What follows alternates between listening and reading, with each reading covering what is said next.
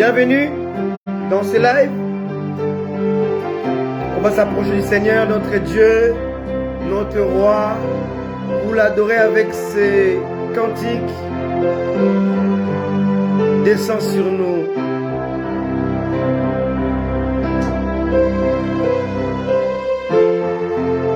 Ô Seigneur, nous te prions. Descends sur nous, Seigneur.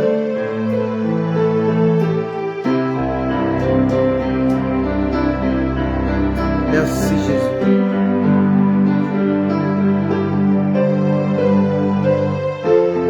Tu es merveilleux. Tu es immense. Tu es incroyable. Tu es magnifique. Descends sur nous, Seigneur. Et que ton esprit vienne pour nous enseigner la parole. Nous avons besoin de toi, Seigneur.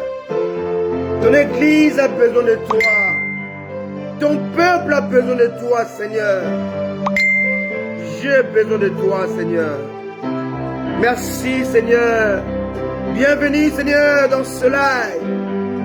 Oh, que ton peuple écoute, comprenne, saisisse, soit emporté, Seigneur, par la révélation qui vient de toi, par ton esprit. Oh, ce matin, Seigneur, c'est dimanche 12 mars 2023, nous sommes là pour toi parce que tu es là pour nous. Oh Seigneur,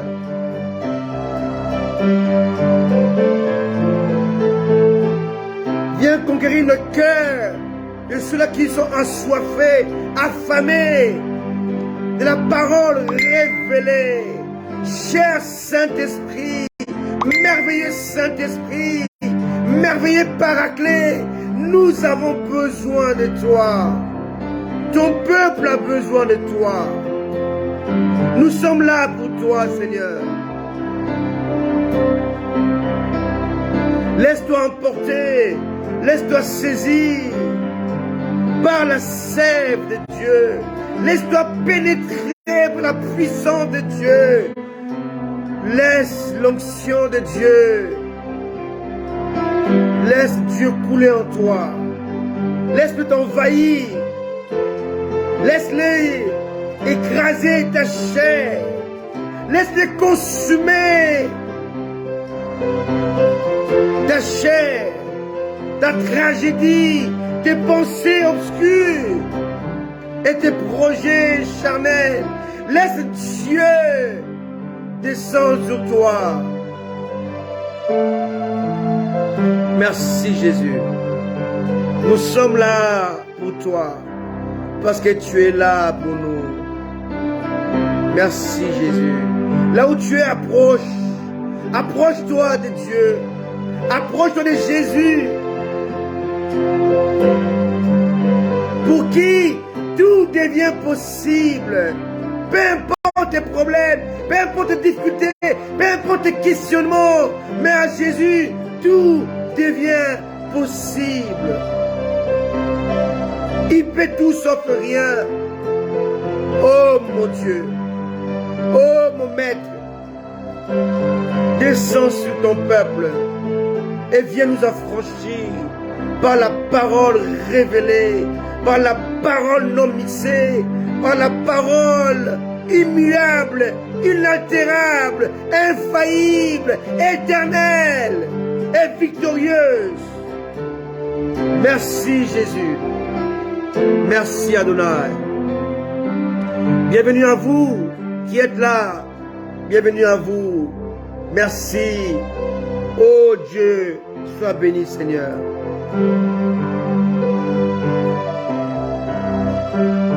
Alléluia. Oui, élève encore cette musique, cette adoration. Merci Jésus. Merci Jésus.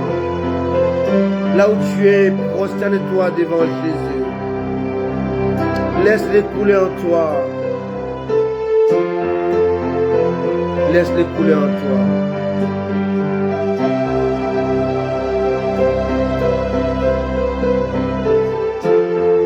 Merci Jésus.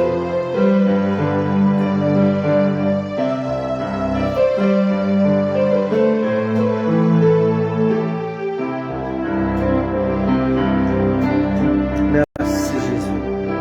Là où tu es, approche-toi de Dieu. Et il s'approchera de toi sur la parole de Dieu. Alléluia. Avance. Incline-toi. Aujourd'hui, on va écouter la parole. La vraie parole révélée. Qui va changer votre manière de voir Dieu. De lire, de méditer la parole de Dieu. Car ici, c'est l'école de la sagesse. L'école de la connaissance. Merci Jésus. Merci Seigneur. Il n'y a que toi Seigneur. Il n'y a que toi Jésus. Nous sommes là pour toi. Merci Jésus. Merci Seigneur. Merci Jésus. Merci. Merci pour la victoire. Merci pour la croix. Merci pour la résurrection. Merci Seigneur pour ce que tu as accompli. Merci pour ce que tu as réalisé Seigneur. Tu es merveilleux. Tu es extraordinaire. Tu es magnifique, l'agneau de Dieu. L'immortel qui a accepté de mourir pour nous racheter. L'infini qui a accepté de te confiner dans un corps limité. Qui a eu faim, soif, qui était fatigué, qui a pleuré. Lui, le tout-puissant, l'incommensurable. Oh Dieu, il s'est confiné dans un corps humain. Il a même accepté l'inacceptable, la mort. Lui, l'immortel. Oh Dieu, quel amour! Quel amour! Quel amour tu as démontré à la croix! Merci Jésus! Merci Jésus! Merci Jésus! Merci Jésus! Merci Jésus! Alléluia! Gloire soit rendue à notre Seigneur Jésus! Merci Jésus! Alléluia! Merci Seigneur! Amen! Merci Jésus! Merci Seigneur. Amen. Restez connectés à Dieu et dans ces lives qui vous cachent des mystères inexplorés, inexplorables de la connaissance et de Dieu. Amen. Bienvenue à vous. Bienvenue à Maman Henriette depuis la Belgique. Bienvenue à ma très chère Solange, bienvenue à toi. Ma très chère Gerline, ma très chère Élue, on est ensemble. Alléluia. Ma très chère Nadine depuis Congo, la RDC Kinshasa. À mon fils Josué Ikamba, soyez bénis, vous qui êtes là. Au serviteur de Dieu, Joshua,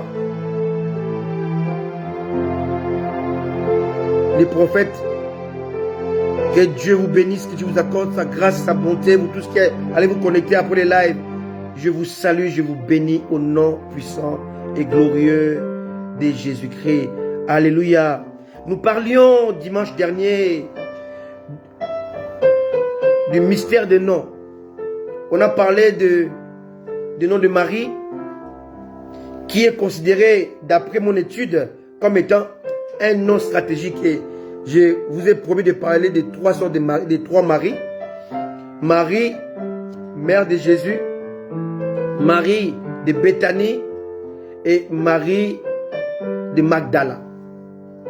Marie, c'est un nom qui a plusieurs origines. En Israël, ce nom signifie l'amertume. En Égypte, ce nom veut dire l'amour. Toujours en Israël, ce nom veut aussi dire gouttelette. Gouttelette d'eau de mer. Alors nous avons vu comment Marie, mère de Jésus, était issue d'une lignée sacerdotale. Joseph était issu de Juda, lignée royale. Donc Jésus était le mixage de la royauté et du sacerdoce. La royauté est là pour diriger, pour planifier, pour ordonner, pour diriger et défendre. Mais sous le contrôle du sacerdoce.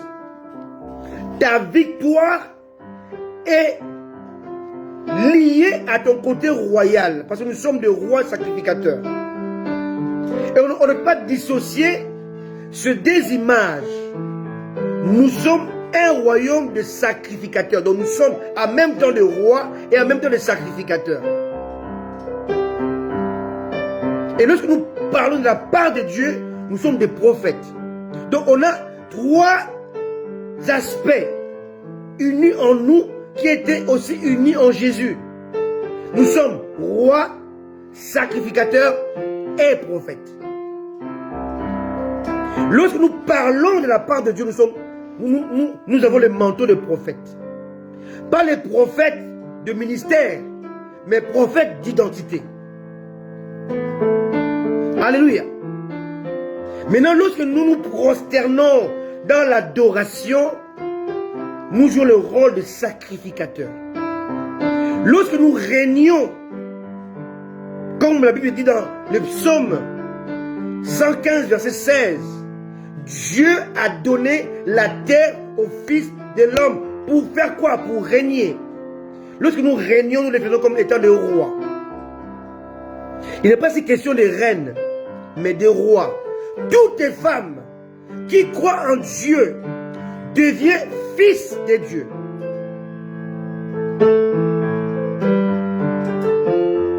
Et c'est le fils qui devient roi. On va le voir aujourd'hui. Étant fils de Dieu, tu deviens non pas sœur si tu es femme, mais frère de Jésus. My goodness. Oh Dieu. Il est temps de comprendre le mystère de la profondeur de la parole de Dieu. Si tu es femme, je parle à Solange, je parle à Gerline, je parle à Henriette, je parle à Élu, je parle à Nadine.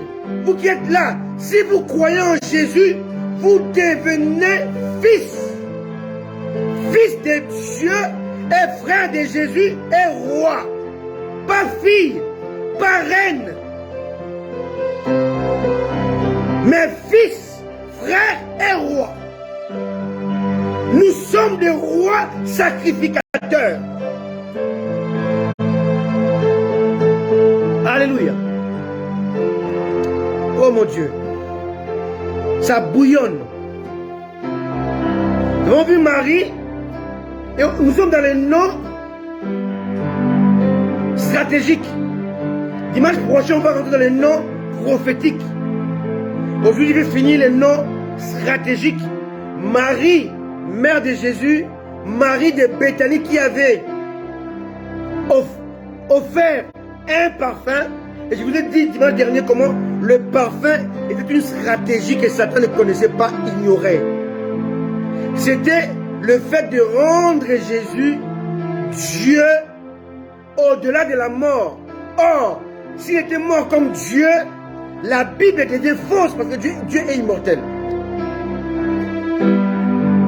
Vous me comprendre? Donc, Dieu était dans une équation à plus inconnue. Lui, l'immortel, devait mourir comme un mortel. Or, s'il meurt comme un mortel, il serait incapable de vaincre l'esprit qui s'appelle Satan. Or, il fallait le vaincre comme un homme, comme le dernier Adam, et lui arracher ce qu'Adam lui avait vendu. Dieu ne nous a pas achetés, Dieu nous a rachetés. On parle de rachat, pas d'achat. Nous rachetons ce qui était vendu au préalable. Le rachat est là lorsqu'il y avait l'achat au préalable. Adam avait vendu, Satan avait fait un achat. Adam a vendu son droit d'aînesse, son couronnement, sa royauté à Satan. Et Jésus vient comme un homme revêtu et rempli de Dieu. comme étant dernier Adam. Et lorsqu'il vient, sa mission principale est de vaincre Satan qui avait vaincu Adam. Pas seulement de le vaincre, mais de récupérer ce qu'il avait arraché à Adam. Adam voulait dire l'humanité. Donc sa mort était remplacée à Adam vendu au péché. Comment il a procédé? Avant de mourir, Jésus est devenu péché, pas pécheur. Jésus devient péché. Paul en parle dans le livre de Corinthiens. Il devient péché. Et quand il meurt, les péchés meurent. Quelqu'un me comprend? Il devient péché pour finir avec les péchés. Celui qui est mort à la croix, c'était le péché qui était mort. C'était la condamnation liée au péché. C'était la loi qui était morte. C'était Satan qui était dépouillé. Donc l'homme vendu au péché, dominé par la loi et par le diable, était le cocktail de la mort de Jésus à la croix. Et quand il meurt, il met fin à la loi, il met fin au péché, il met fin à la condamnation de la mort. Voilà pourquoi celui qui est en Christ, la mort physique n'a plus d'effet. C'est un changement de pièce. Tu quittes la chair, tu rentres dans l'éternité. Simple. Simple à comprendre. Alléluia. Alors je vous ai parlé de Marie de Béthanie. Son parfum avait quelque chose de prophétique, de stratégique. C'était la dernière carte de Dieu que Satan ignorait. Bien-aimés, bien souvent, lorsque les gens vous font du mal, ou ils font des planifications pour vous détruire, mais ils ignorent que dans la planification, ils rentrent, ils pénètrent dans le projet préétabli de Dieu. En poussant Joseph à l'esclavage, à la, comment on dit ça? À l'éloignement, à l'exil, ses frères l'ont poussé vers sa destinée. Il ne savait pas. En dépouillant son manteau, ils ont ouvert la porte à plusieurs manteaux. Manteau reçu chez Potiphar, manteau reçu dans la prison et manteau reçu chez Pharaon. Tu veux te maintenir dans ton manteau, mais Dieu permet qu'on puisse te le dépouiller. Parce qu'après ces manteaux, il y a d'autres manteaux qui arrivent. Ces manteaux-là ne pouvaient que enfanter le rêve, mais ne pouvaient pas libérer l'Égypte, ne pouvaient pas libérer le peuple. C'est le manteau de rêve. Et une fois il a rêvé, ces manteaux étaient devenus inutiles. Il fallait qu'il puisse porter les manteaux d'esclaves pour apprendre l'humilité dans l'humiliation. Quelqu'un me comprend? Parce que le manteau de gloire naquit par le manteau d'humiliation, d'humilité. Je vous ai dit ça dimanche dernier. Il y a 3 types d'étapes. Il y a l'étape d'humiliation, l'humilité et la gloire. L'humilité est enfantée par l'humiliation. Par l'humiliation que tu apprends l'humilité. C'est par l'humilité que tu peux gérer la gloire. Quelqu'un me comprend? Très simple. C'est par mon humilité que j'apprends comment gérer la gloire. Quelqu'un me comprend? C'est par mon humiliation que j'apprends comment être humble. Et par ma soumission et mon humilité que je sais comment gérer la gloire. Alléluia. Beaucoup sont morts, tués par l'onction, tués par la gloire. La gloire c'est une chose, mais sa gestion est une autre chose. Saül a été détruit par l'onction, a été détruit par la gloire. La malgestion de la gloire peut te tuer. Beaucoup d'hommes de Dieu aujourd'hui sont morts spirituellement parce qu'ils n'ont pas su gérer la gloire ou l'élévation. On apprend la gestion de la gloire par l'humilité. On apprend l'humilité par l'humiliation. C'est toi qui gères l'humilité, mais Dieu t'impose l'humiliation.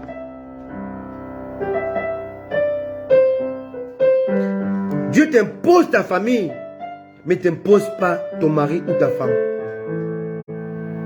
Tu me comprends? Dieu t'impose l'humiliation, mais c'est toi qui décides d'être humble. Exactement, fils. Le manteau arraché ouvre la porte à plusieurs manteaux que tu ignores. Chaque étape de ta vie requiert un manteau. Le manteau de Jacob ne pouvait rien faire pour Joseph chez Potiphar.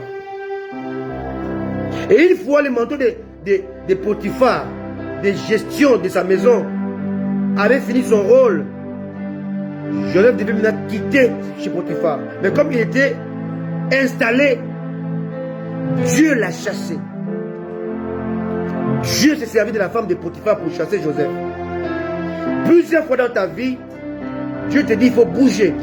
Tu dis non, je suis à l'aise, je suis chef, je dirige, j'ai les honneurs, j'ai la gloire. Alors que là où il t'avait envoyé, ta mission est finie. Et si tu ne comprends pas la voix de Dieu, il va te chasser. Il va susciter la femme de Potiphar qui va te chasser de là. Pour t'emmener maintenant dans un autre endroit qu'on appelle la prison. L'injustice, l'incompréhension. Et là, tu vas apprendre la patience, la sagesse, la connaissance. Tu auras l'expérience. Et c'est de là que tu vas faire la rencontre de celui qui va t'introduire vers le manteau de gloire. Alléluia. Donc, je disais que Marie de Béthanie était là avec un parfum spécifique, spécial et stratégique. Qu'est-ce que Jésus-Christ a accompli au travers de ces parfums? Nous avons lu ça dimanche dernier. Lisons la parole de Dieu comme dans Colossiens 2. Colossiens 2. Je vous dis aujourd'hui, ce sera chaud. Alléluia. Colossiens 2. Alléluia. Colossiens chapitre 2 verset 14. Oh Dieu, merci. Aide-nous à comprendre ces choses, s'il te plaît. On est dans Colossiens chapitre 2. Oui, je suis dans Colossiens là. Chapitre 2 verset 14. Nous dit quoi? Alors, on peut commencer par le verset 8. Hein? Colossiens 2 verset 8. Prenez garde que personne ne fasse de vous sa proie par la philosophie et par une vaine tromperie. S'appuyant sur la tradition des hommes, sur les principes élémentaires du monde et non sur Christ. Car en lui habite corporellement, pas spirituellement, corporellement, toute la plénitude de la divinité. 10. Vous avez tous pleinement en lui. Vous avez tout pleinement en lui, qui est le chef de toute domination, de toute autorité. Et c'est en lui que vous avez été circoncis d'une circoncision que la main n'a pas faite. Ici, la Bible montre que et la femme et l'homme sont circoncis par la foi. Donc là, la loi s'arrête. Mais de la circoncision de Christ qui consiste dans le dépouillement du corps de la chair, ayant été enseveli avec lui par le baptême, vous êtes aussi ressuscité en lui et avec lui. J'aime bien insister sur lui. Ressuscité en lui. Donc quand il est ressuscité, tu étais en lui. Donc il y a deux toi. Il y a toi issu de ton père et ta mère. Il y a toi issu de Christ. Le vrai toi, c'est le toi issu de Christ qu'on appelle la nouvelle naissance. Donc quand il est mort avec toi. Tu étais en lui quand il est mort. Et tu étais aussi avec lui. Tu es mort en lui. Voilà pourquoi quand on a percé son côté, il est sorti de l'eau et du sang. Tu es né à la croix en fait. Tu n'es pas né à la Pentecôte. Tu as été manifesté à la Pentecôte. L'église n'est pas née à la Pentecôte. L'église est née à la croix. Elle s'est manifestée dans la Pentecôte parce qu'on dit que l'église était en Christ. Hein? Crucifiée en Christ. Et avec Christ. Avec Christ, c'est ta manière de te repentir. C'est comme les brigands qui s'est repenti. Ça, c'est avec Christ. Mais en Christ, tu es invisible. Tu sors au travers du sang et de l'eau. On dit ça par la foi en la puissance de Dieu qu'il a ressuscité des morts. 13.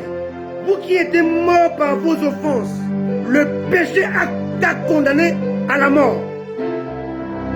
Et par les circoncisions de votre chair. Là, on est dans la tradition. On parle de l'homme, pas de la femme. De votre chair, il vous a rendu à la vie avec lui en nous faisant grâce pour toutes nos offenses. 14, le plus important c'est ça. Il a effacé l'acte dont les ordonnances nous condamnaient et qui subsistait contre nous. Il a éliminé en la clouant à la croix. L'importance de la croix, c'est que l'acte a été éliminé et crucifié, cloué. Il a dépouillé les dominations et les autorités et les a livrées publiquement en spectacle, en triomphant d'elles par la croix. Donc la croix est la condamnation de la chair, des ordonnances mosaïques, traditionnelles et du péché adamique de l'Éden. En triomphant d'elles par la croix, d'accord? Et par la croix, il a dominé ceux qui étaient dominés autrefois. Alléluia. Je vais seulement m'arrêter là pour dire que la croix avait pour but de crucifier la chair, de condamner les péchés et d'anéantir la puissance de la loi. Donc Marie de Béthanie était là pour cela. Mais après la croix, il y a la résurrection. J'ai déjà prêché ce message à Paris. Les 3 phases de la rédemption. Première phase, c'était la mort. Deuxième phase de la rédemption, c'était l'ensevelissement, donc l'enterrement. Et troisième phase, c'est la résurrection. L'église n'est pas régie par la mort de Christ. L'église est régie par sa résurrection. Mais avant sa résurrection, il y a eu la mort et l'enterrement. Et là-dedans, ça se cache des mystères que je vous ai révélés là tout à l'heure. Par sa mort, Dieu va effacer l'acte, les ordonnances. Il va les éliminer, qui étaient contre toi. Par sa mort, Jésus va maintenant dépouiller Satan, ses anges et tout ce qui est autorité obscure et ténébreuse qui régnait, qui était dominé jadis. Ça, c'est la mort de Jésus. Mais sa résurrection cache ta foi. 1 Corinthiens 15, 14 à 18 dit que si Christ n'était pas ressuscité, notre foi est vaine. Nous sommes condamnés et nous sommes encore dans le péché. Donc la résurrection de Christ est importante par rapport à notre foi, par rapport à la doctrine chrétienne, à la doctrine christique. Nous sommes ce que nous sommes, non pas à cause de la mort la mort concerne l'humanité entière. Mais sa résurrection est la base de la foi. Alléluia. Et aujourd'hui, on parle de Marie de Magdala. Marie de Magdala.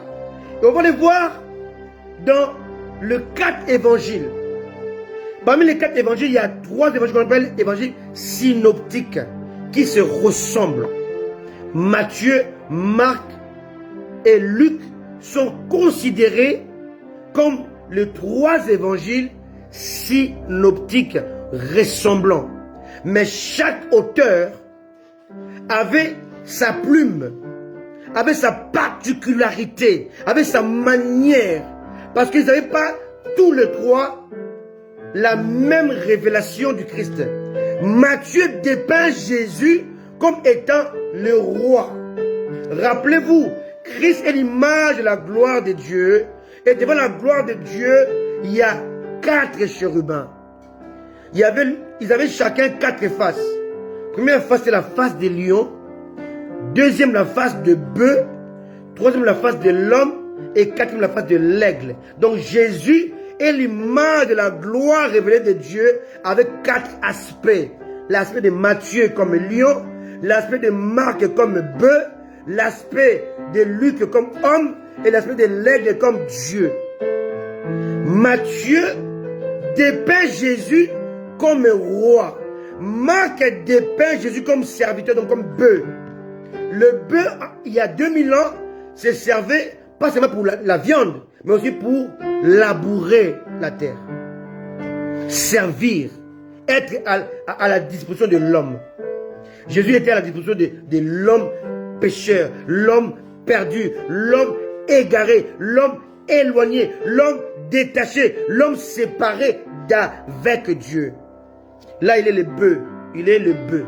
D'accord? Serviteur. Luc est l'image du chérubin avec les côtés face de l'homme. Jésus était le fils de l'homme, l'humain à 100% pour comprendre ce que l'homme ressent. Amen.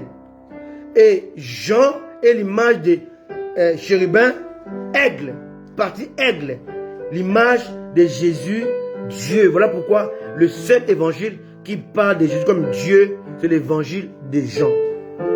Au commencement était la parole était avec Dieu et la parole était Dieu. C'est dans Jean. Avant qu'Abraham fût, je suis, c'est encore Dieu. On ne voit ça que dans Jean, pas dans Matthieu, pas dans Marc, pas dans Luc. Parce que Jean présente Jésus-Christ par cet aspect de la divinité.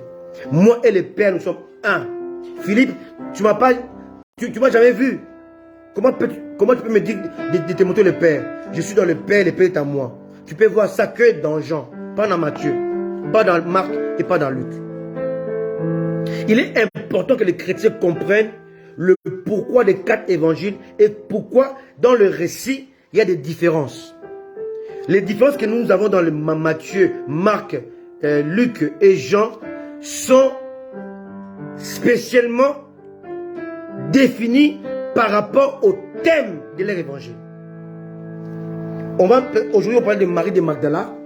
On va aller dans Matthieu, Marc, Luc et Jean. On va voir que il y a des différences par rapport à ce que Marie a fait. Lisons d'abord Matthieu. On va voir Marie de Magdala. D'accord? Allons dans Matthieu. Matthieu en parle. Marc en parle. Luc en parle et Jean en parle. Notre texte c'est tout dans Jean. Mais on va commencer à Matthieu. Qu'est-ce que Matthieu dit par rapport à la résurrection? Vous allez comprendre. Sinon, si vous dites Jean, vous n'allez pas comprendre. Parce que dans Jean a omis exprès certains détails que nous trouvons dans Matthieu. Amen. Et Matthieu aussi a omis certains détails que nous trouvons seulement dans Marc et Luc. Très important. Qui était Matthieu? Matthieu était un apôtre. Il était jadis un collecteur d'impôts. Il travaillait avec les Romains. C'est un homme qui était cultivé, qui était très strict. Il travaillait pour les Romains et avec les Romains. C'était un notable. Marc n'était pas apôtre. Marc est appelé dans les actes des apôtres Jean-Marc. Il était le cousin de Barnabas qui était avec Paul. Il était aussi l'ami ou le secrétaire de Simon-Pierre. D'ailleurs, c'est lui qui a écrit les épîtres de Pierre. Pierre était un illettré. Mais tout ce que Pierre a dit avait dicté ces choses. C'était écrit par Jean-Marc. D'accord? Alors, c'est très important de savoir ces choses-là. Et Luc n'était pas juif. Luc est le seul évangéliste qui était non juif. Et Luc a écrit Luc et Actes des apôtres à un être humain, à un bourgeois, à un notable qu'on appelait Théophile. Or, Théophile vient de deux mots, Théo et Philie. Théo veut dire amour pour. Non, excusez-moi. Théo veut dire Dieu, pardon. Théologie, hein, l'étude de Dieu. Théologie. Théo veut dire Dieu. En grec, hein. Et Philie veut dire amour pour. Donc Théophile est un jeu de mots qui veut dire amour pour Dieu. Il a écrit à ceux qui ont l'amour pour Dieu. D'accord? Donc Luc n'était pas juif. Qui me comprend? Alors allons-y dans Matthieu pour voir l'histoire de Marie de Magdala ou Marie-Madeleine. Matthieu nous parle de Marie-Madeleine. Matthieu 28, verset 1. Après le Shabbat, à l'aube du premier jour de la semaine, on dit à l'aube, d'accord? Il faisait encore nuit. Marie de Magdala et l'autre Marie allèrent voir le sépulcre. Pourquoi faire? Et voici, il y eut un grand tremblement de terre, car un ange du Seigneur, descendu du ciel, vint rouler la pierre et s'assit dessus. Son aspect était comme l'éclair et son vêtement blanc comme la neige. Le gars tremblait de peur et prit la parole et dit: pour vous, ne craignez pas, car je sais que vous cherchez Jésus qui a été crucifié. Il n'est point ici, il est ressuscité comme il avait dit. Venez et voyez les lieux où il était couché. Et allez promptement dire à ses disciples qu'il est ressuscité des morts. Amen. On va maintenant dans Marc. Ici, on parle de Marie avec deux autres maris, deux autres femmes. Mais ici, Matthieu il ne va pas les préciser. Il va seulement dire l'autre mari à l'air, d'accord? Marie de Magdala et l'autre mari à l'air. En fait, ici, Matthieu montre qu'il y a Marie-Madeleine, il y a aussi l'autre mari qui était la mère de Jacques et l'autre femme qui s'appelait Salomé. Mais il ne les cite pas, d'accord? Et tout ça, c'est très important. Vous allez comprendre. Marc.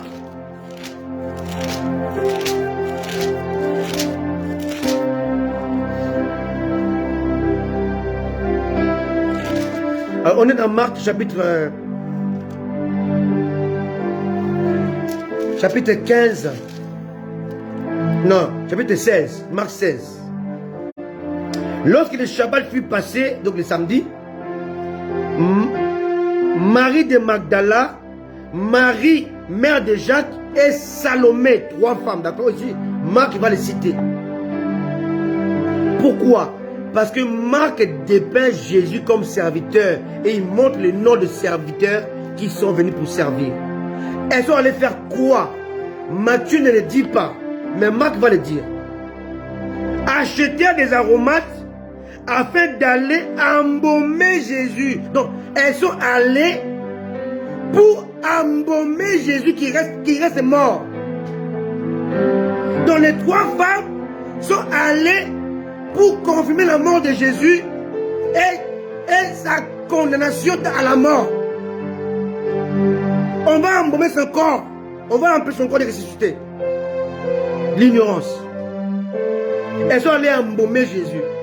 Très souvent, nous faisons des actes bonnes, mais qui sont mauvaises.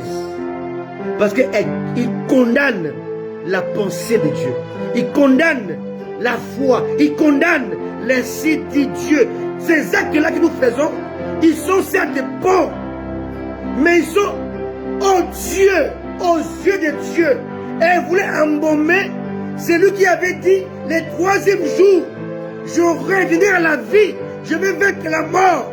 Mais elles sont allées pour confirmer sa mort. Quel geste impitoyable, méchante, quelle incrédulité. Alléluia. Elles sont allées confirmer la mort de Jésus et son manque de résurrection. Acheter des aromates afin d'aller embaumer Jésus. Un homme de Dieu a dit, il y a des actes bons qui conduisent à l'enfer. Et moi je vous ai dit, l'arbre interdit, dans l'arbre interdit par Dieu, il y avait aussi le bien. Car l'arbre interdit, c'est l'arbre du bien et du mal. Donc dans l'arbre, il y avait le bien interdit. Bien aimé, dans ta vie, tu fais du bien, mais c'est interdit. Tu ne peux pas glorifier Dieu par ton mensonge. Tu ne peux pas élever Dieu par ton mensonge. Tu ne peux pas aider Dieu par ton mensonge. Il y a des biens qui conduisent à l'enfer, à la damnation. Ces femmes, ces trois femmes, Marie de Magdala, Marie mère de Jacques et Salomé, sont allées faire du bien, mais un bien interdit, un bien odieux, répugnant, un bien incompris, un bien incrédule, un bien qui s'oppose à la pensée divine.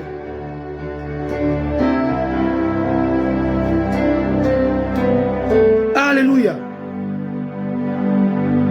Verset 2. Le premier jour de la semaine, elle s'est rendue au sépulcre. De grand matin, comme le soleil venait de se lever, elle disait entre elles, qui nous roulera la pierre loin de l'entrée du sépulcre. Et levant les yeux, elles aperçurent que la pierre qui était très grande, avait été roulée. Elles entrèrent dans le sépulcre, virent un homme assis à droite, vêtu d'une robe blanche, et elle fut épouvantée. Elle dit, ne vous épouvantez pas. Il dit, ne vous épouvantez pas. Vous cherchez Jésus de Nazareth, qui a été crucifié. Il est ressuscité. Il n'est point ici. Voici le lieu où on l'avait mis. Mais allez dire à ses disciples et à Pierre qu'il vous précède en Galilée. Et ça, Jésus l'avait déjà dit avant sa mort. Elles avaient oublié les paroles de Jésus.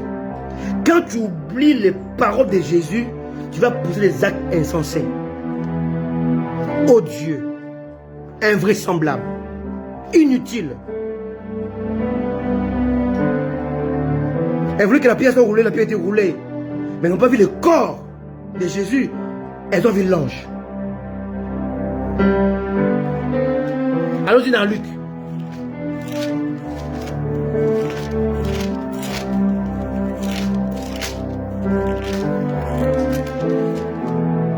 Matthieu dépeint Jésus-Christ comme étant le serviteur, donc Marc comme le serviteur.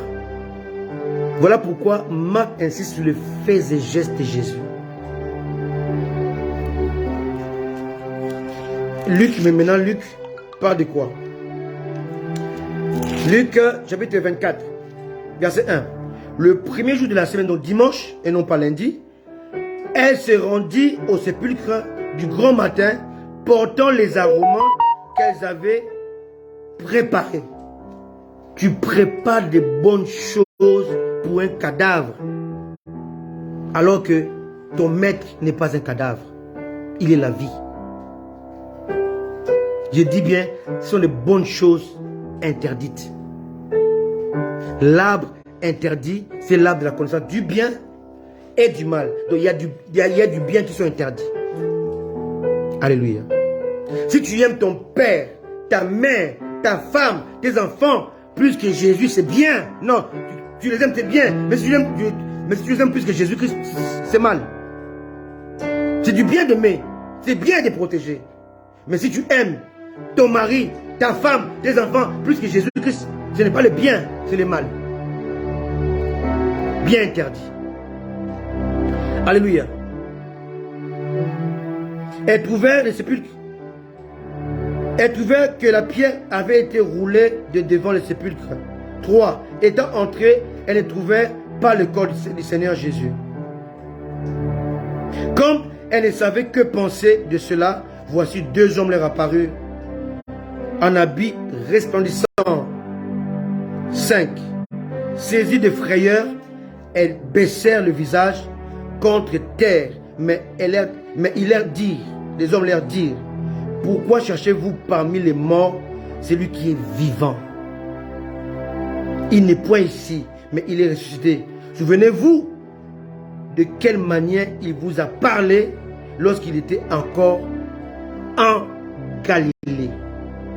Et qu'il disait, il faut que le Fils de l'homme soit livré entre les mains des pécheurs, qu'il soit crucifié, qu'il ressuscite le 3e jour. Est-ce que vous comprenez un peu? Très souvent les chrétiens, ils pensent faire du bien, mais ils sont carrément en déphasage.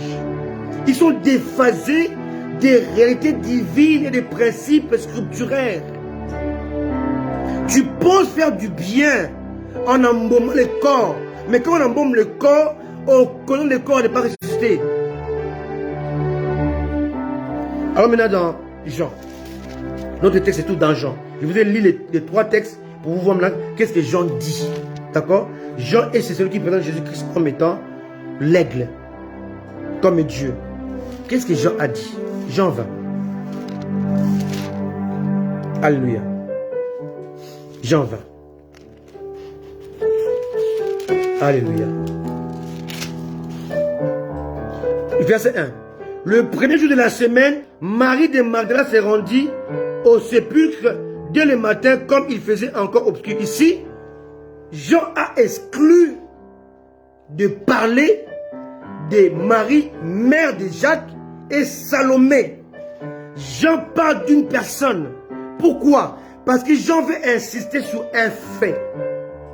Est-ce que vous comprenez un peu? Matthieu va parler de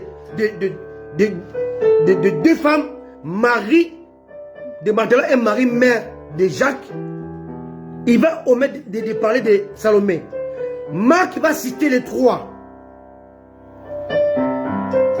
Mais Jean va exclure les 2. Alors que c'était là. Pourquoi? Par rapport à l'événement qui va marquer ta vie, ma vie et ma chrétienté. Jean est spécial. Jean est une particularité. Jean a une plume très expressive, très profonde, très pertinente, très révélatrice. La plume de Jean a une particularité, a une connotation divine. Alléluia. Jean écrit les vécus.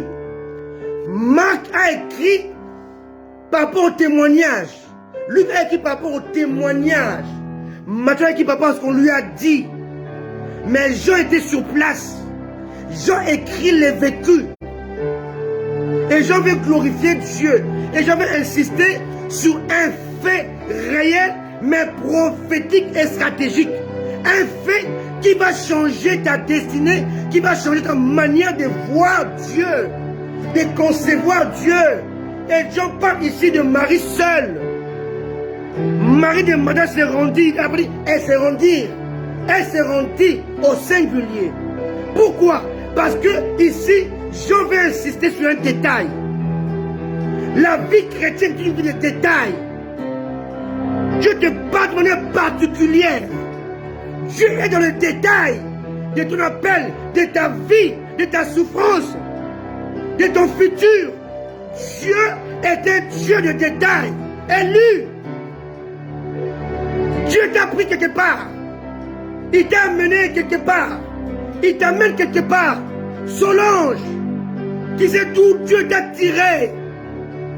Dieu est dans le détail. Henriette, Gerline, Nadine.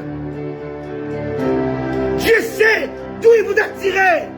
Et votre vie, à chacune, à chacun, est une vie de détails, des virgules, des points-virgules, des trois points de suspension, des exclamations, des interrogations.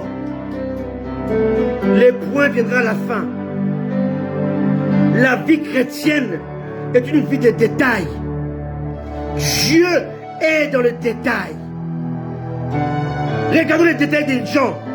Marie de Magdala s'est rendue au sépulcre dès le matin, comme il faisait encore obscur. Regarde les détails. Donc là, ici, Jean nous donne l'heure à peu près. Il n'était pas 6 heures du matin. Il était environ 4h30, 5h. La femme qui sera louée, c'est la femme qui se lève tôt, un détail. C'est la femme qui sacrifie son sommeil. Je peux le dire avec mon épouse. Pendant que moi je dors des fois, j'attends quelqu'un qui prie en langue. Je regarde l'heure, 4h30, 3h30. Je dis, mais cette femme me dérange. Mais si je suis ce que je suis, parce que j'ai cette femme que je suis, qui connaît les détails de mon appel, de ma vie, de mon agenda avec Dieu. Elle sait ce que Dieu a déposé en moi. Parce que ce que Dieu a déposé en moi, c'est un trésor. C'est une puissance. C'est une profondeur. Mais cela doit être entouré, doit être balisé par la vie des prières. Et quand je suis fatigué, elle est là pour supplanter, pour combler ces vides par sa prière en esprit, la prière en langue, sa prière, sa consécration. Elle dit, mon mari est appelé par Dieu, Dieu l'a équipé, mais mon mari a besoin d'être soutenu par ces détails de la prière, consécration, consacrée. Elle le sait, et je sais qu'elle le sait. Alléluia. Moi, je ne fais pas attention à ce qui se passe autour de moi, mais elle fait attention. Elle fait sur moi. Quand une femme m'environne, elle analyse à ma place. Quand une femme est animée de mauvaises intentions, mauvaises pensées, elle les voit avant moi. Elle m'avertit. Elle prie. Elle parle à Dieu en ma faveur. C'est ça la femme qu'il faut. Alléluia. Alléluia. Un jour, j'étais avec un ami au Congo. Et il y avait une femme qui était autour de moi. Mais avec moi, elle était avocate. Elle était là pour m'aider dans ce que je faisais, à qui j'avais comme affaire. J'ai dit à cet ami-là, ma femme sait comment ça s'appelle cette femme-là. Et ce qu'elle a dans la tête. Mon ami a dit, non, c'est pas possible. Il dit, attends, tu vas voir. Le soir, elle m'a appelé. Elle m'a dit le nom de la femme. Elle m'a dit ce que la femme là avait comme projet. Elle m'a dit comment Satan avait équipé la femme.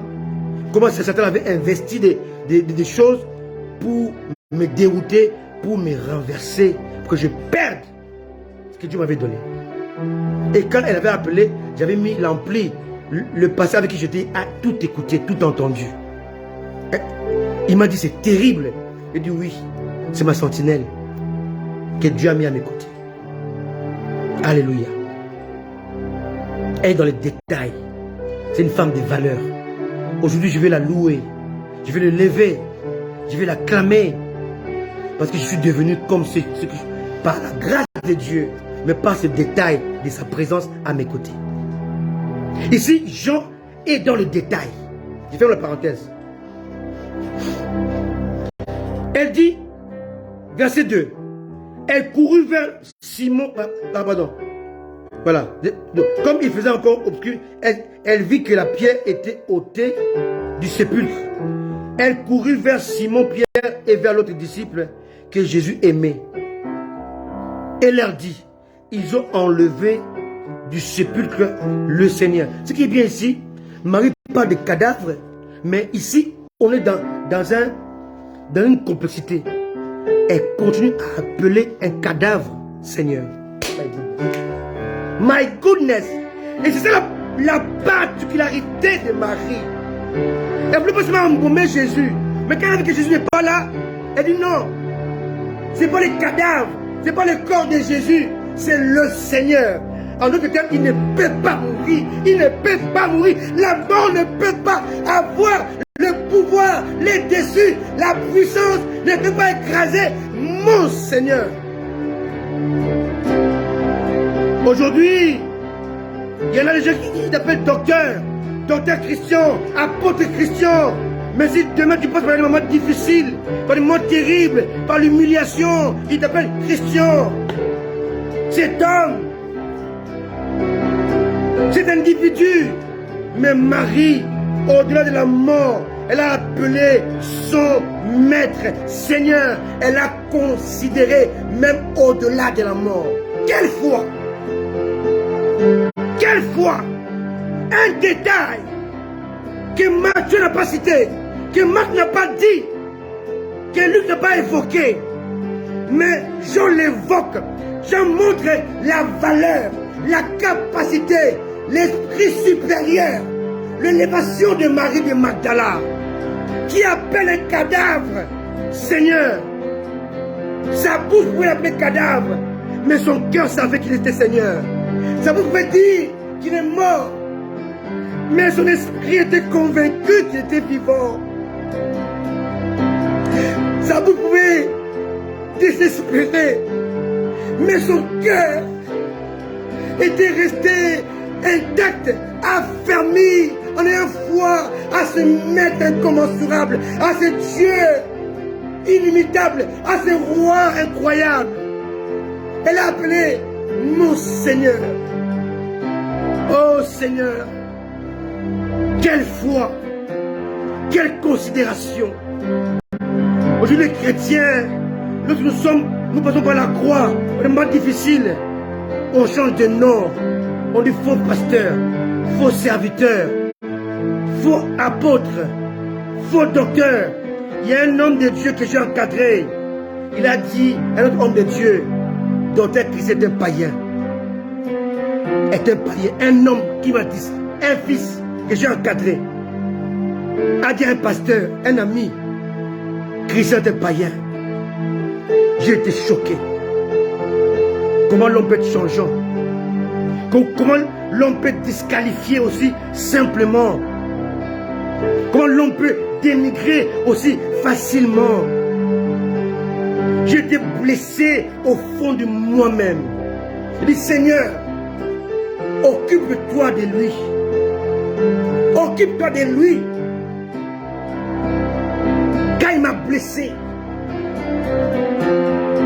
occupe-toi de lui. Même ma maman en était là. Mes soeurs sont là. J'ai été combattu. Même dans le combat contre moi, ma famille ne m'a jamais disqualifié comme serviteur de Dieu. À Paris, on était dans une assemblée qui était grande. Même quand les gens partaient, même en dehors de l'église, disaient, Christian c'est un homme de Dieu.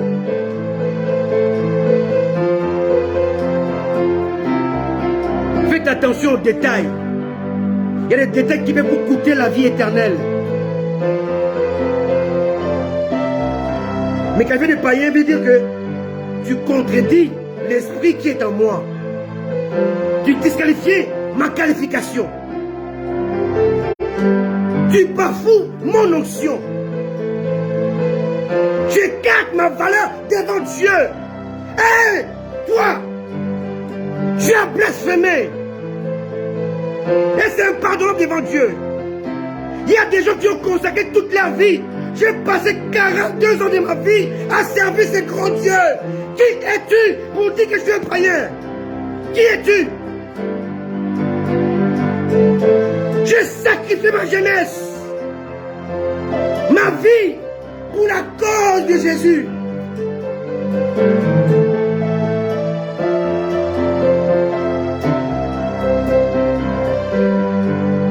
Que Dieu lui pardonne. C'est un torse. Je continue. Verset 3. Jean 20. Pierre et l'autre disciple sortirent et allèrent au sépulcre. Allèrent faire quoi? Pierre et Jean sont partis pour voir les cadavres. My goodness. Pierre et Jean sont partis pour vérifier si les cadavres étaient toujours là. Ils ont oublié la promesse de Jésus, la parole de Jésus, qui a dit que je vais ressusciter les morts. Pierre et Jean sont partis voir les cadavres. Parce que Marie avait dit, ils ont enlevé du sépulcre le Seigneur. Et nous ne savons où ils l'ont mis. Et ici, vous voyez que Jean savait que Marie n'était pas seule. Il n'a pas dit, je ne sais pas, dit, nous ne savons. Donc Jean a écrit exprès sous Marie. Mais quand Marie parle, Marie dit, nous ne savons. Donc Marie dit que je ne suis pas seul. Et Jean le savait aussi. Mais Jean parle que le mari ici. Verset 4. Ils couraient tous deux ensemble. Mais l'autre disciple courut plus vite que Pierre. Parce que Jean était plus jeune que Pierre. Pierre était un vieux. Alléluia. Mais l'autre disciple courut plus vite que Pierre et arrivé le premier au sépulcre. Étant abaissé, il ne vit que les bandes. Alléluia.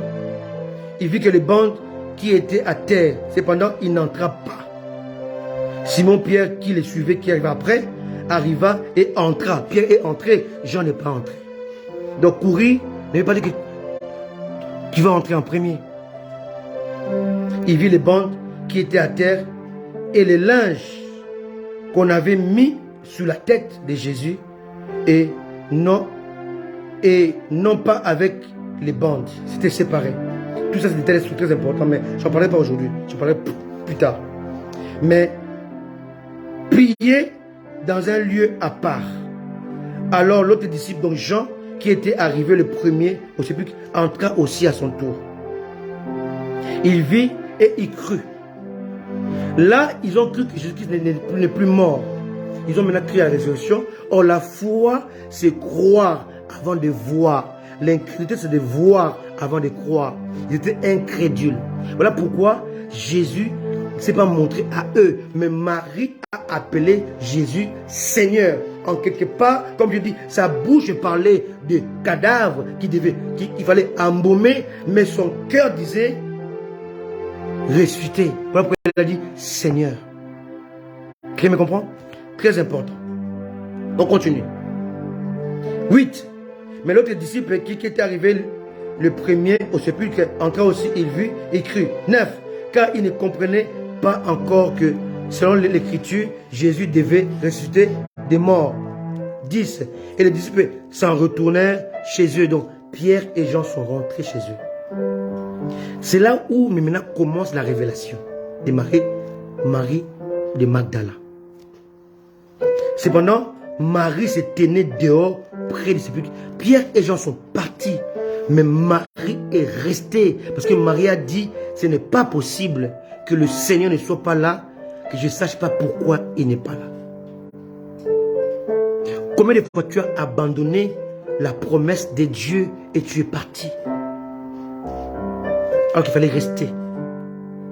Jésus s'est caché quand Pierre et Jean étaient là-bas, dans la tombe, parce qu'ils étaient rentrés dans la tombe par incrédulité, par méfiance, par défi. On veut voir si vraiment il est resté pour de vrai. Ils ont cru lorsqu'ils ont vu les bandes. Mais après, c'est toujours désespoir. Ils sont rentrés chez eux. Ils pouvaient palper les miracles, palper la résurrection, palper la profondeur, palper l'ainsi dit l'Éternel.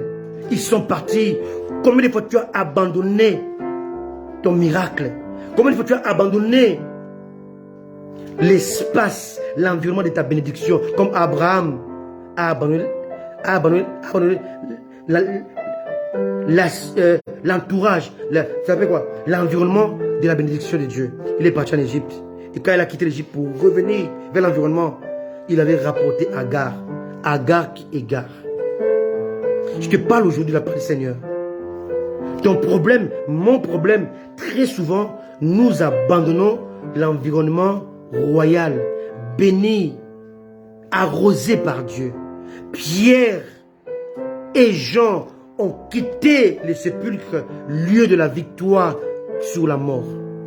Pierre et Jean ont abandonné le lieu, l'environnement de la gloire, l'environnement de la base de la foi. Si Christ n'est pas ressuscité, notre foi elle est vaine. Pierre et Jean sont écartés des lieux de la résurrection, alors qu'ils étaient là au lieu de la mort. Alléluia. Alléluia. La mort c'est pour l'humanité, mais la résurrection ne concerne que des croyants, des chrétiens. Jésus est mort pour l'humanité, mais il est ressuscité pour la foi de ceux qui croient en lui. Donc la mort c'est pour l'humanité, mais la résurrection c'est pour les chrétiens. Et ces lieux de résurrection, Pierre et Jean l'ont abandonné. Ces environnements bénis par Dieu, ils l'ont abandonné. Marie est restée. Marie de Magdala est restée. Elle veut savoir pourquoi. Marie s'est tenue dehors près du sépulcre et pleurait. Elle pleurait, elle veut savoir. Seigneur, pourquoi tu es parti? Pourquoi tu es parti sans me le dire? Sans me dire au revoir? Pourquoi tu es parti sans me prévenir? Je ne partirai pas d'ici si toi-même, Dieu, tu ne me parles pas. Et Dieu a écouté sa prière. Dieu va honorer ta foi. Je dis, Dieu va honorer ta foi. Reste là, ne bouge pas. Attends-toi à Dieu. Marie est restée. Alors que Pierre et Jean sont partis, Marie est restée. Elle voulait savoir. Elle voulait savoir davantage. Et comme elle pleurait, elle se baissa pour regarder dans les sépulcres. Elle veut savoir. Alléluia. La foi c'est la persévérance. La foi c'est la détermination. La foi c'est l'espoir. La foi c'est le défi. N'abandonne pas. Reste là où tu es, dans le lieu, de l'environnement de ta promesse. Il va agir. Elle vit 2 anges vêtus de blanc, assis à la place où avait été couché le corps de Jésus, l'un à la tête et l'autre aux pieds. Il lui dit, femme, pourquoi pleures-tu? Pourquoi es-tu troublée? Pourquoi es-tu désemparée? Pourquoi es-tu attristée?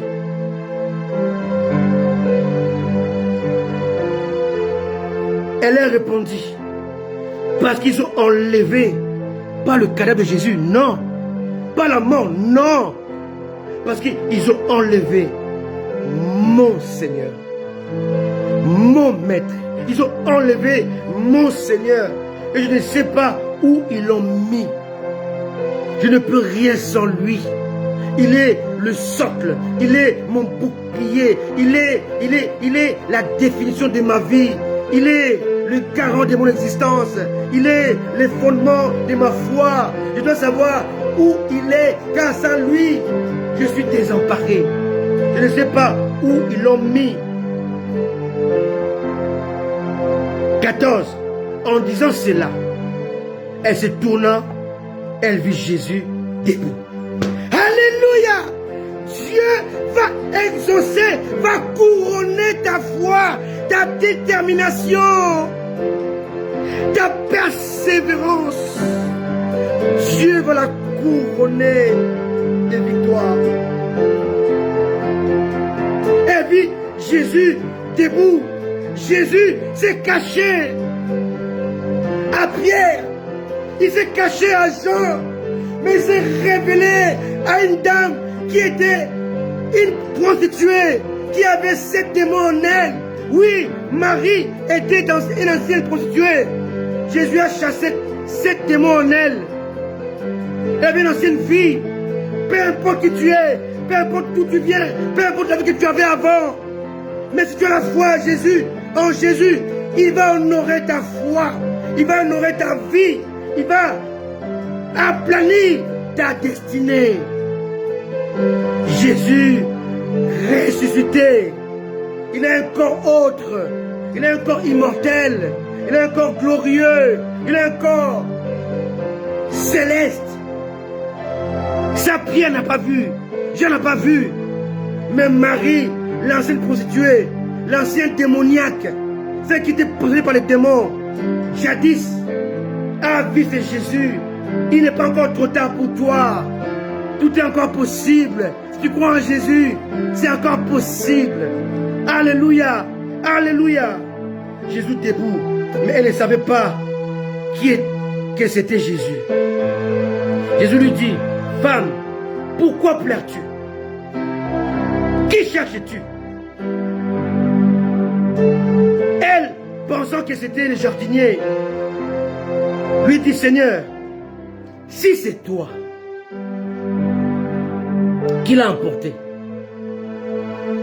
dis-moi où tu l'as mis et je le prendrai. Oh Seigneur, je prends les risques de garder mon Seigneur, même s'il est mort, même s'il ne peut pas parler, même s'il ne peut pas marcher, mais je prends les risques de prendre soin de mon Seigneur. Oh Dieu, quelle révélation! Oh, quelle parole, Seigneur! Quelle parole! Si c'est toi qui l'as emporté, dis-moi où tu l'as mis. Je suis prête à prendre soin de son corps, même s'il ne parle plus, même si les yeux sont fermés, même s'il reste aveugle, muet. Mais je veux voir son corps.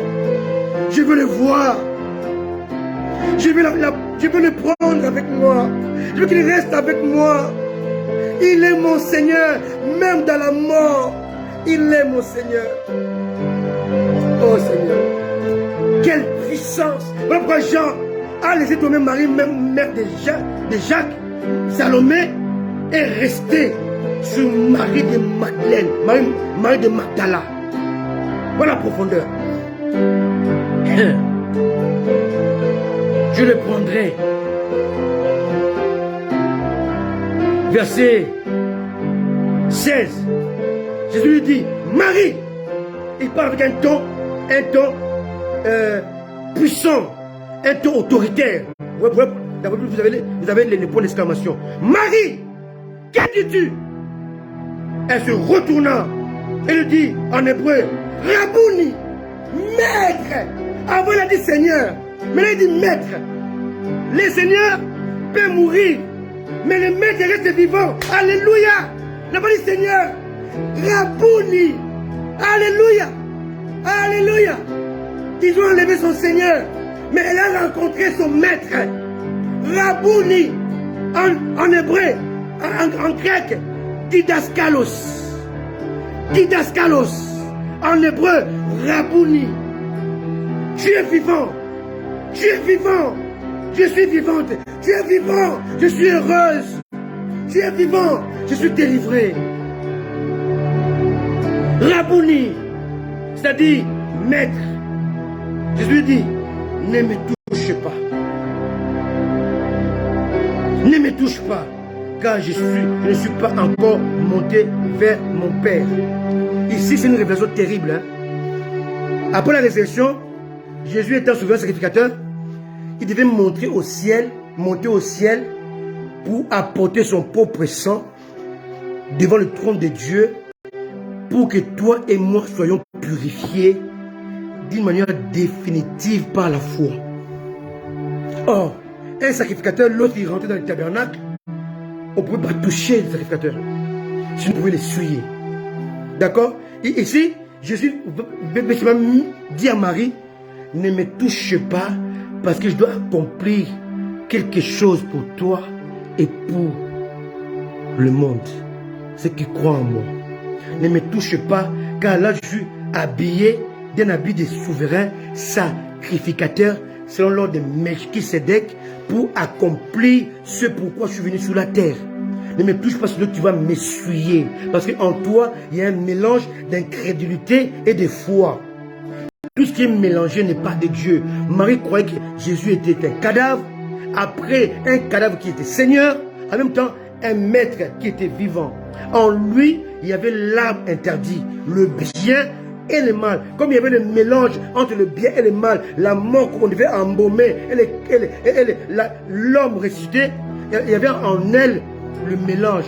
Ne me touche pas. Car le mélange est une preuve que tu n'es pas consacré. Ton manque de consécration t'empêche de me toucher. C'est différent entre Thomas et Marie. Jésus a dit à Thomas, tu peux mettre ta main. Pourquoi? Parce que quand Jésus est parti voir Thomas, il était allé au ciel. Jésus est monté au ciel et redescendu. Le savez-vous? Hébreu 7 le dit. Hébreu 9 le dit. Alléluia. Alléluia. Sur les profondeurs de la parole de Dieu. Alléluia. Il est monté pour présenter à Dieu le sang, son propre sang, qui te rend pur pour toujours par la foi. Ta foi en Jésus fait de toi une femme, un homme saint. Pas le saint de celui qui s'est consacré, mais le saint de celui qui a été rendu saint. Alléluia. Alléluia. Il t'a impacté par la sainteté. Ce n'est pas par tes efforts que tu es saint. Alléluia. Donc, ne me touche pas. Mais il va dire quelque chose qui va définir maintenant mon message d'aujourd'hui. Et je m'arrête là.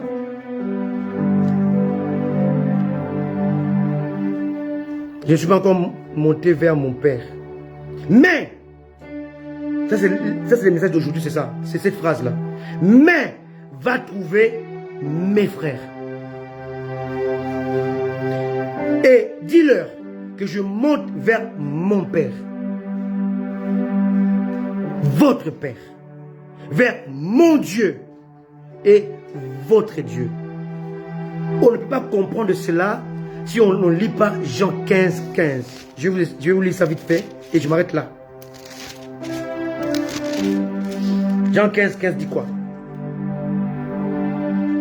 Je ne vous appelle plus serviteur. Parce que le serviteur ne sait pas ce que fait son maître. Mais je vous ai appelé ami. Parce que je vous ai fait connaître tout ce que j'ai appris de mon Père. En d'autres termes, dans le christianisme, tout le monde me l'a très bien, donne-moi 5 minutes, je m'arrête là. Dans le christianisme, chaque croyant passe par 3 étapes. Première, l'étape de serviteur. Déjà, en dehors d'être fils, on est déjà fils de Dieu, d'accord? Le fils passe par 3 étapes, d'accord? Pour que ça soit clair. Le fils, devenu par la foi en Jésus, passe par 3 étapes ou 3 manteaux. Il est serviteur, qui est inférieur à l'ami, qui est inférieur au frère. Le serviteur est moins élevé que l'ami, et l'ami est moins élevé que le frère. Le serviteur, il exécute. L'ami est dans la confidence. Et le frère est dans l'héritage. My goodness! Ah Dieu! Je répète, et lui écrit ça. Le frère est dans le service. L'ami est dans la confidence. Et le frère est dans l'héritage. S'il vous plaît, quelqu'un qui est là, écrivez-moi ça. Paul Molière, écrivez-moi ça. Selon j'écris ça. J'ai dit, le serveur et le frère est dans l'héritage. Ça. Et gardez ça dans votre cœur. Et dans l'héritage. Tous les hommes de Dieu, dans le passé, sont arrêtés au niveau d'amis. Abraham était l'ami de Dieu. Moïse ne peut pas partager l'héritage de Dieu sans être frère de Jésus. C'est le rang le plus supérieur, le plus élevé. La suite dimanche prochain. Soyez richement bénis. Soyez comblés. Soyez enracinés en Jésus. Jésus revient bientôt. On va prier, Seigneur. Voilà. Merci Jésus. Merci pour la parole. Merci pour la parole. Merci pour la parole. Merci pour la parole. Merci pour la parole. Je t'ai serviteur. Je t'ai ami. Aujourd'hui, je suis frère. Je suis héritier. Je suis co-héritier. L'ami n'hérite pas. C'est le frère qui hérite.